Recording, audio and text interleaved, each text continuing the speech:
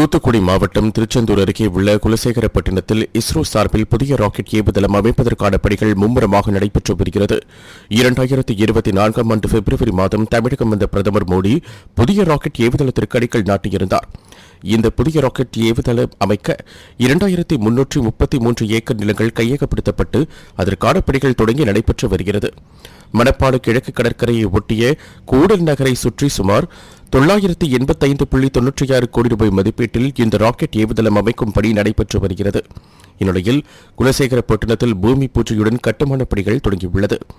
இஸ்ரோ இயக்குநர் மற்றும் அதிகாரிகள் என பலரும் வந்திருந்தனர். அடுத்த ஆண்டிற்குள் இந்த பணிகள் முழுமையாக நடைபெற்ற முடியும் என எதிர்பார்க்கப்படுகிறது. இன்னைக்கு என்னன்னா, இந்த எஸ்எஸ்எல்வி ராக்கெட்டுக்கு 3 ஸ்டேஜ் இருக்குது. அதில் அப்பர் ஸ்டேஜுங்கிற ஃபெசிலிட்டி, சின்ன ஃபெசிலிட்டி, அதோடைய ஃபெசிலிட்டியோட பில்டிங் ரெடி ஆகி சைட்லாம் ரெடி ஆகிடுச்சு.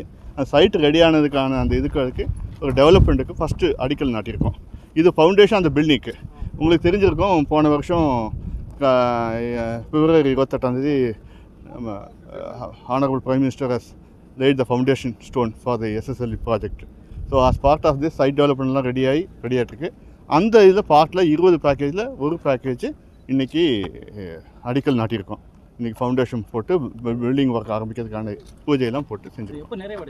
இதெல்லாம் 12 மாதத்தில் இந்த பில்டிங் எல்லாம் ரெடி ஆகணும். 18 மாதம் ஆகஸ்ட் 26 எல்லா பில்டிங்கும் ரெடி ஆகிறதா தான் ரெடி ஆகிட்டு இருக்கோம். நிறைய வேலைகள் ஆரம்பிச்சுட்டு துரிதமாக பார்த்துட்ருக்கோம். எல்லாம் வேலையும் நிறைய செஞ்சுட்ருக்கோம். இங்கேருந்து இப்போ ஆகஸ்ட் 200 லான்ச் அன்றைக்கி ஃபவுண்டேஷன், அன்றைக்கி பிரைம் மினிஸ்டர் அடிக்கல் நாட்டின இது ஃபவுண்டேஷன் ஸ்டோன் போட்ட அன்னையிலேருந்து இன்றைக்கி இது ஒரு ஆகஸ்ட் 200 லான்ச் பண்ணோம்.